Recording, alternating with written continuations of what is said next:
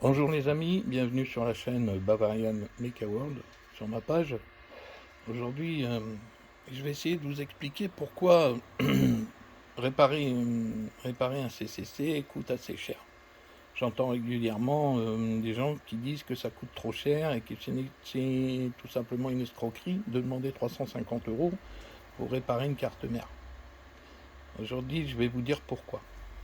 La carte mère est composée de plusieurs puces, notamment des puces qu'on appelle BGA, qui sont soudées ce qu'on appelle en microbillage. Microbillage, ça veut dire que c'est des centaines de petites billes d'étain qui viennent souder la carte mère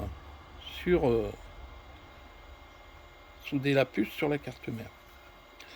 Donc ce qui se passe, c'est qu'avec les années, la chaleur, le froid, ici il y a de la dilatation et de la rétractation de la carte et puis de la puce, les microbilles qui sont là, elles se dessoudent et où elles se fissurent, créent des micro-étincelles avec la carte mère et se vident de leur programme parce que chaque puce a besoin d'un programme. Pour bien refaire une carte mère, il y a 1, 2, 3, 4, 5, 6, 7,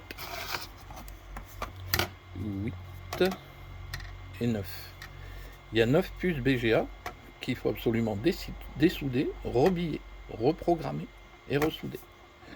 Alors on peut voir régulièrement sur YouTube des tutos, on prend un décapeur thermique, on prend un pistolet à air chaud, on balance de la crème et puis on chauffe et puis ça marche. Mais non, c'est pas comme ça que ça marche. Toutes les puces, comme celle-ci, ont ce qu'on appelle un datasheet qu'on doit respecter. Le datasheet, ça explique le fonctionnement de la puce et surtout à quelle température elle doit être chauffée pour être ressoudée sur la carte mère. Il y a des courbes de température, il y en a plusieurs. Ça va en progressant et ensuite le refroidissement se fait en dégraissant. Ça se fait avec des appareils bien spécifiques comme ici, station de soudage BGA. Si vous ne respectez pas ça, ce qui peut se passer, c'est que si vous chauffez trop ou pas assez, soit ce sera mal soudé. Si vous chauffez trop, il va y avoir des micro-fissures dans les compartiments ici des puces. Ça va marcher un moment, mais au premier coup de chaleur, d'ici 5-6 mois ou 8 mois, ça repètera. À condition que la puce n'ait pas été déprogrammée, parce que si elle est déprogrammée, vous pourrez chauffer autant que vous voudrez, ça ne fonctionnera pas.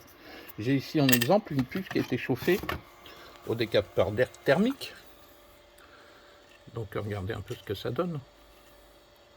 Alors tous les points là qu'on voit, c'est là où il faut revenir souder des petites billes d'étain pour que ça fonctionne. Alors, où est-ce que j'ai vu ça? Un instant. Voilà, c'est là. Regardez ici. Là, on peut voir distinctement les deux points qui sont arrachés de la puce. Donc la puce est complètement morte. Elle a été trop chauffée et ça a décollé les petites pastilles là où on vient souder les billes. Donc celle-là est foutue. Ici, on a des cartes. Celle-là est également foutue. Donc, parce qu'elle a été également soudée.